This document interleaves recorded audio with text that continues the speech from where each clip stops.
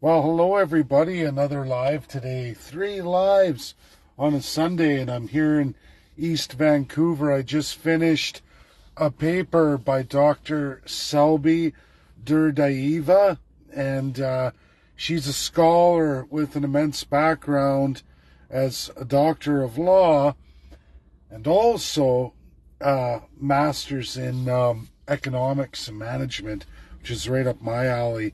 And she wrote a paper on decolonization, transitional justice in the period of decolonization, meaning how do we get there? And she writes, the old is dying and the new cannot be born. And it's an epic truth and statement in her title of her paper, which I finished reading. And of course, I tag her in this post because I would like to take her paper, folks, that she allowed me to read, and I'd like to make it into an audio book and publish it for free, but I need her permission, so hopefully she watches this video. I think she will.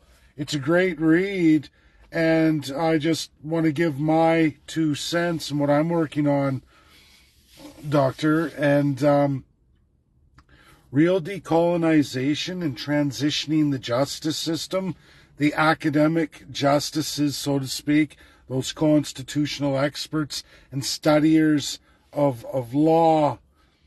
I want to make some points here that relate to what your paper is all about, and it's a beautiful paper.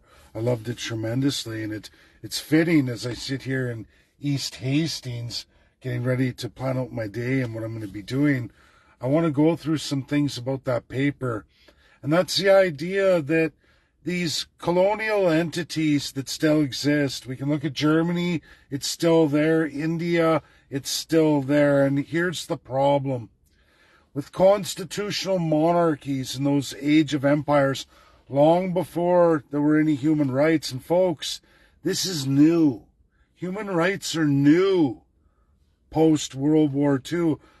Pre-World War II, there were no human rights for anybody outside of the first class. So limited League of Nations rights for women and inclusivity meant you're a rich woman from an entitled family, designated family. If that isn't you, you've got nothing. And likewise, everybody else in what's known as the second and third class, and beyond that, those designated in every single model the non-human being, somebody the second and third class can look down on to believe that they are somehow better and they're not totally at the bottom.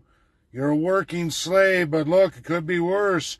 You could be outside of the model. You could be that designated non-human being that everybody gets to abuse and kick around. Now, these are fundamentals of colonial strategies, which brings me to what I want to talk about in relation to your paper, and for everybody else watching, is that these models of colonial systems, I live in one, I'm in Canada, the first and worst design that led to Nazi Germany, led to South Africa, led to absolutely Israel and Palestine today, much after that build of Canada, that colonial experiment by that first-class majesty, that crown that wanted to create a strong empire and wanted to codify that empire.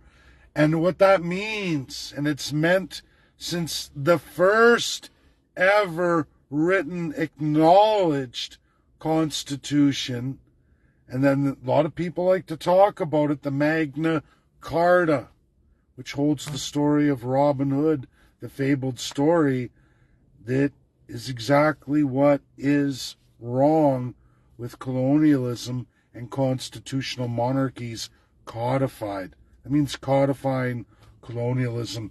And that is the absolute idea that the executive, legislative, and judicial branches of government are in fact not divided out and separated, but are in fact fused. fusion of those three branches of government. Canada, the oldest design codified model colonial system, constitutional monarchy, codifies that fusion. What do I mean by that?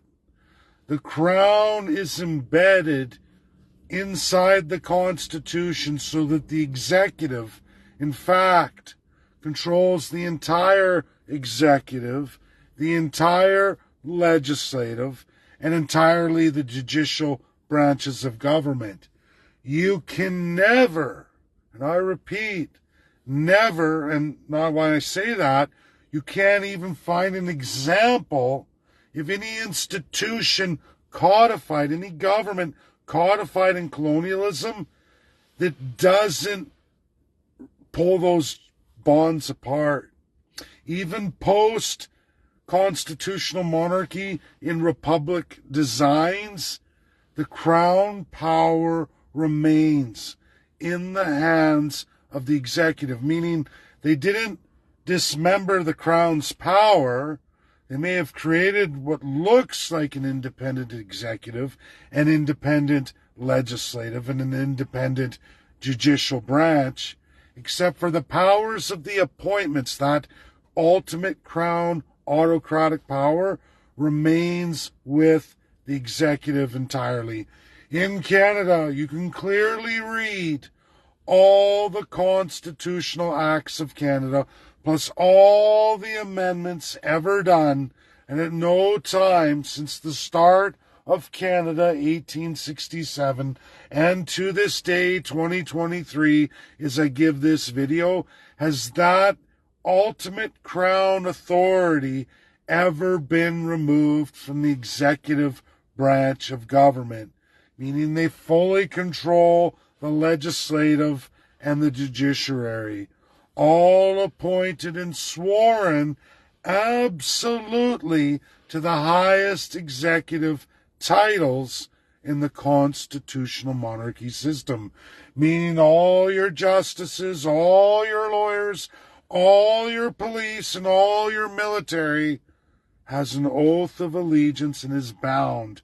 And ultimately, those that they go up in the hierarchy of their branch of government leads right back to the executive crown power of the executive, meaning they're not independent and are in fact fused. It means you can't practice and teach law unless the government crown authority, the highest executive branch, says you can.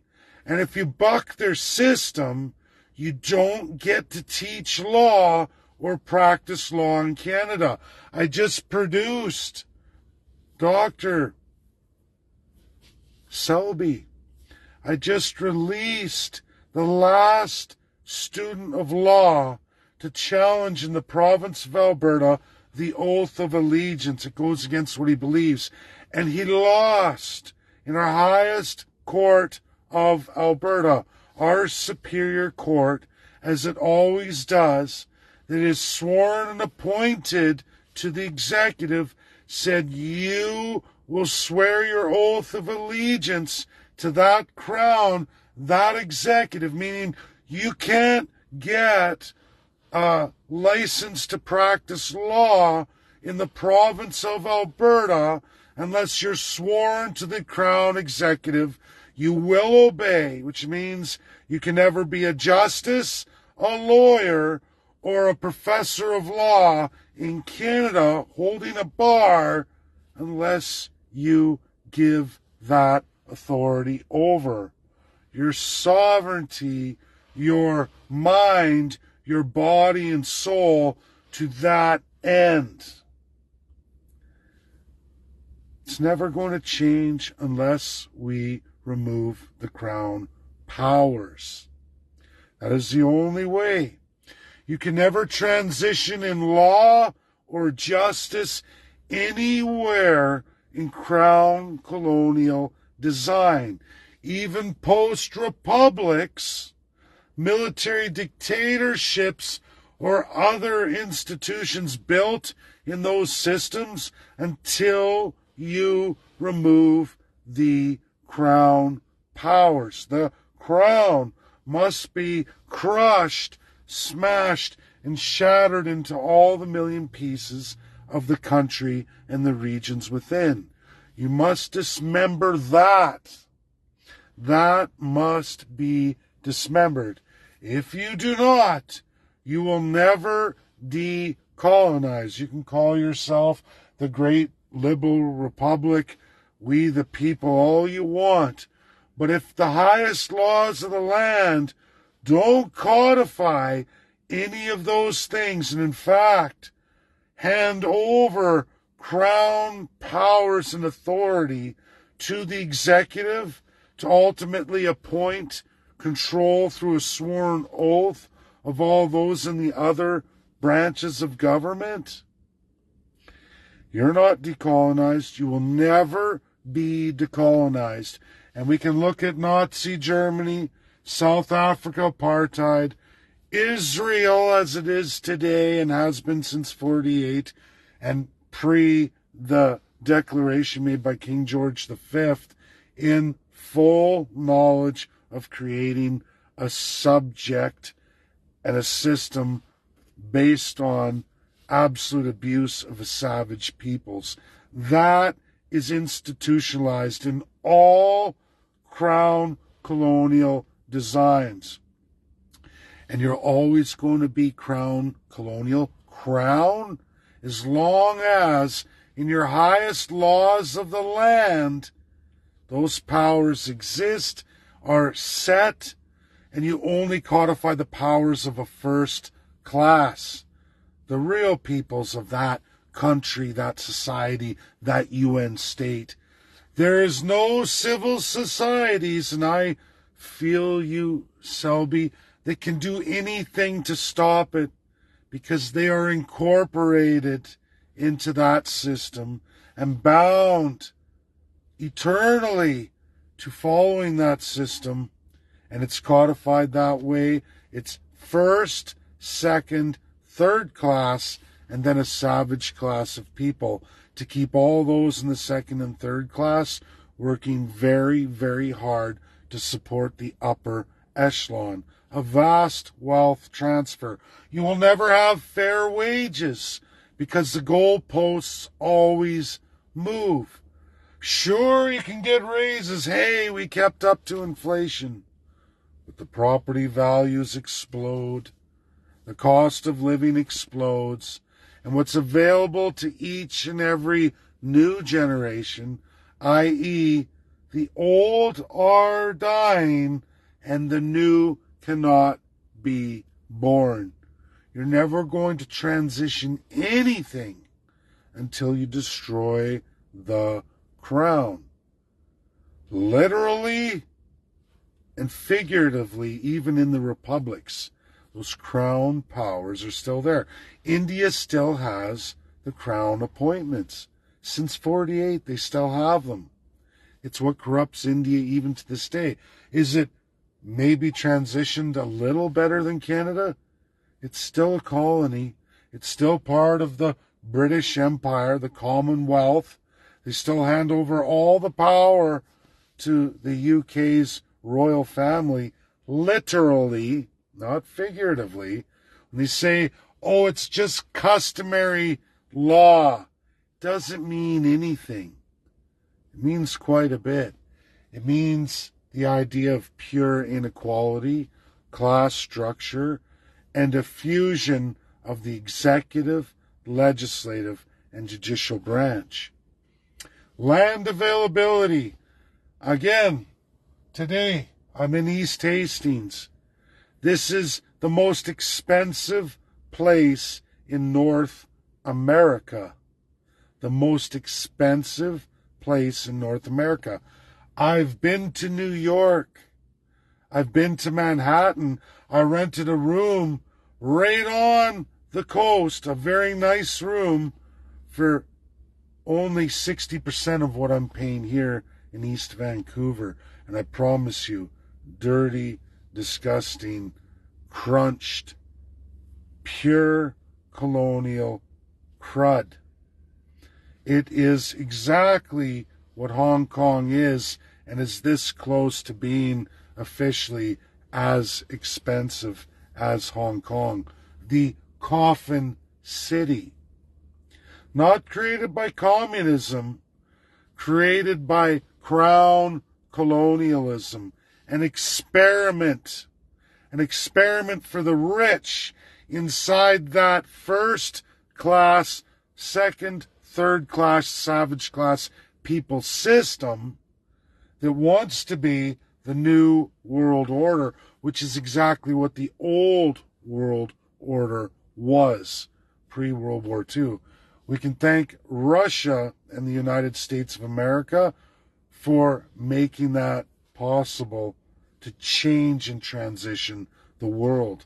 Sadly, they're losing the battle. We see USA today, we see Russia today, they're losing the battle. Who are the big winners, as history shows? France, UK, and all the other colonials who are getting stronger and stronger. The Commonwealth of Nations, 70 plus UN states, feeds that crown and that system, and they've grown very, very strong, while Russia and the United States get weaker and weaker. Now, the people of the Commonwealth are not doing great, but the first class is and has been growing. They're taking over absolutely the global multinational corporations. They're large and in charge. Sure, there's a lot of American billionaires, but I promise you they're vested in this multinational system based in colonial empires of the past that are rapidly growing stronger and stronger. In fact, the wealth transfer is off the charts. All the owners of where I'm at here are not Canadian, folks. They're not Canadian. They may have Canadian status, but this is not their primary residence. No, they don't live here at all. This is just a pit stop in their colonial possessions. Just another place that allows them to commit this absolute abhorrent transfer of wealth at record pace.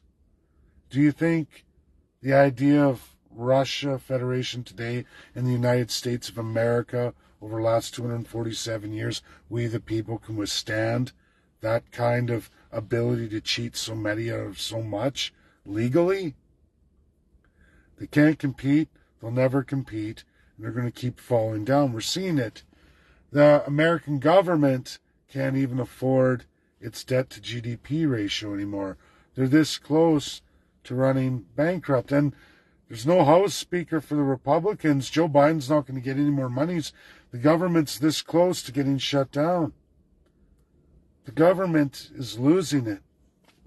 United States, we the people, is losing. It's a war on America.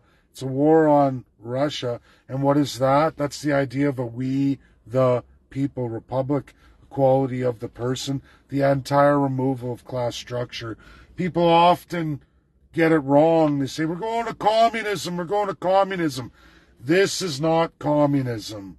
Paying $12,000 a month or $8,000 a month just to have your own bathroom in one small 100 square foot bedroom is not communism. That's radical constitutional monarchy colonialism. The extreme kind. Dr. Selbi, I ask you to reach out. I personal messaged you my email. Let's Zoom sometime. I'd love to go through it.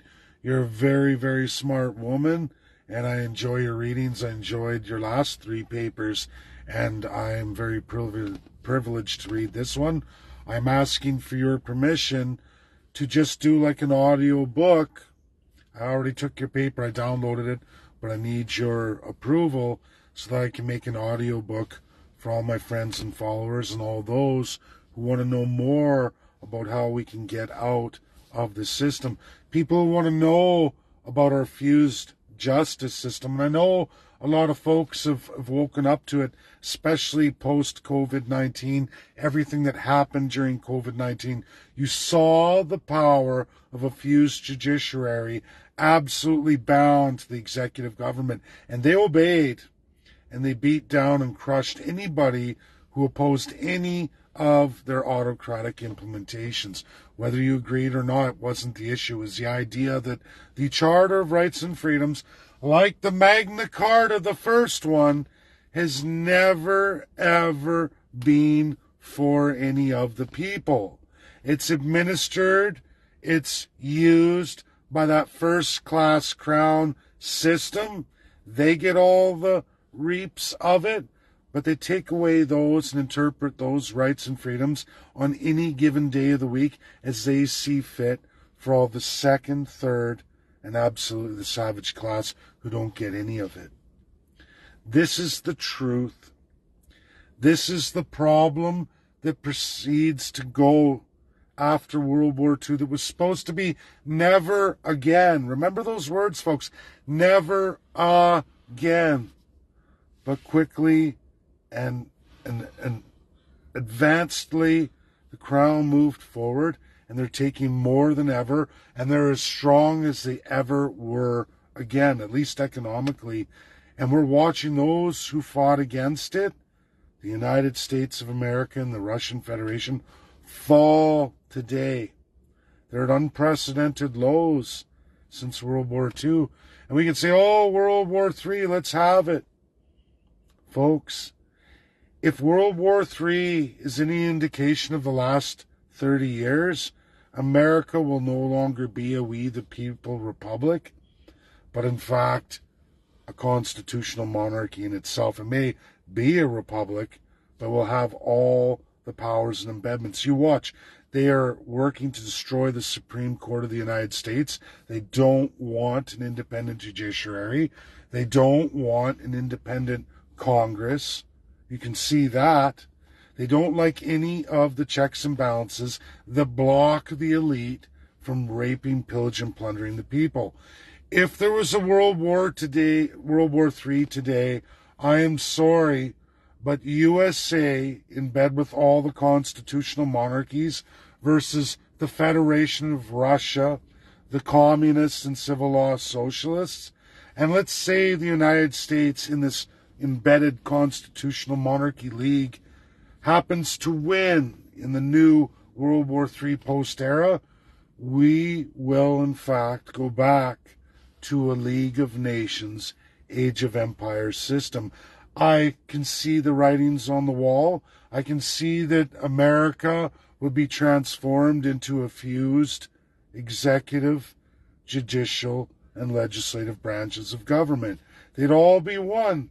And a constitution much like Canada's would become the United States. And you'd find that all these secret agendas like, hey, let's kick everybody off the land and call it green space, or we're going to plant trees and call it crown land. Is that what they're going to call it? And then they're going to crush 340 million Americans down into what? Half the size of America as is today. The rest is off limits except for only the elite first class chosen, whether the people elected them or then those that appoint because they were elected, those deemed the better human beings who get to utilize that land, that wealth against all the people. If you don't think it can happen to you or it can't happen to America, I suggest you go have a good look at Canada. 90% of this country is not available to any of the people of Canada. American Indians enjoy a vast amount more land than all Canadians combined and all First Peoples. If you took all of the private property in Canada, it fits in the Florida Panhandle. All the land that the people in Canada have and has been made available to them fits in the Florida Panhandle. Think about that, Canadians and First Peoples. You get 0.2% of Canada called reserves. Reserves are for animals. If you don't understand, since the inception of Canada, that you've been codified as savage peoples, people deemed not human beings, not deserving of any human rights. I don't know what to tell you.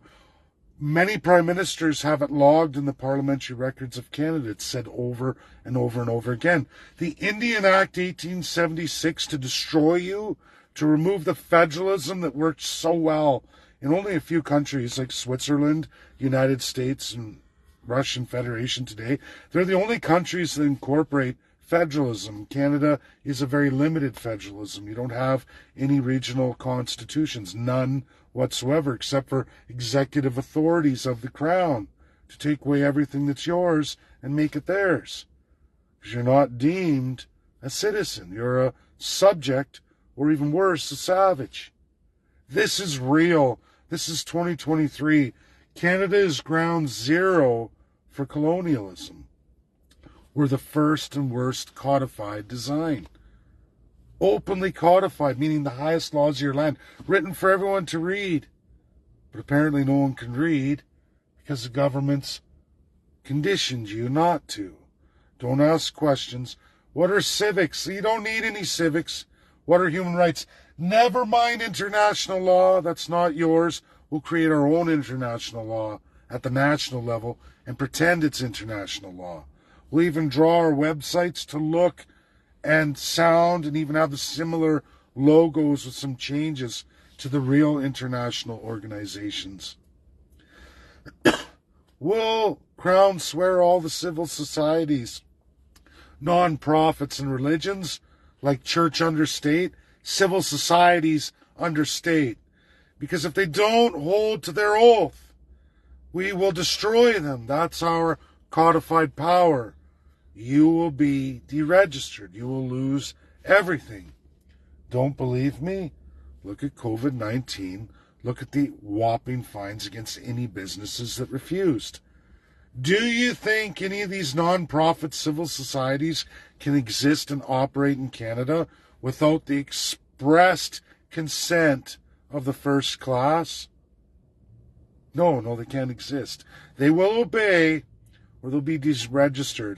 They will do it through absolute fines, absolute legislation to remove their ability to create a system of true civil society intention. Nobody will challenge the colonial system because you won't be able to even incorporate, register, or utilize any of those things because you won't get any funding. They'll make it so you go bankrupt before you even got started. Do what we want, propagate what we want, and you'll see the money. From who? The second and third class, of course. And from all those savage people, all their land and resources they're locked out of. We'll hand it over to you. Just cooperate. Stick to your oath of allegiance. Continue the Crown colonial design. Never address it. You can't be a professor in Canada and really address this stuff. Or you're not going to be a professor for very long. In fact, you won't even have a license to practice law. Fact and reality. 2 days ago, we just watched a Sikh lose his right to withhold the oath. How do you get rid of the oath of allegiance? Any province can do it. Quebec took an act I wrote called the Constitutional Conventions Act of Alberta. When I did one for Quebec, the same one. And inside there, it shows every province and every territory how they go about that. Quebec at least took that. They still don't want to give any powers to the people. They don't want to make any land available. They want to compress you again into the smallest amount possible. Will they enjoy all the rich rewards of socialism, all the rich rewards of capitalism? Well, you get all the shit ends of the deal. You get the short end of the stick. That's my video. Selbi, I hope you find it well. I hope you reach out. I hope we can Zoom soon. Thank you for your paper. Thank you for making that free for me. That's my third paper from you, and I thoroughly enjoyed it. And if I have your permission, please let me audio record that and present it to the people for free, especially the people of Canada. You can do a tremendous amount. your knowledge and works needs to be shared. I know everybody needs to make money. I get that. But this I ask of you. God bless everybody. Have a great rest of your weekend and week. We'll see you soon. Bye now.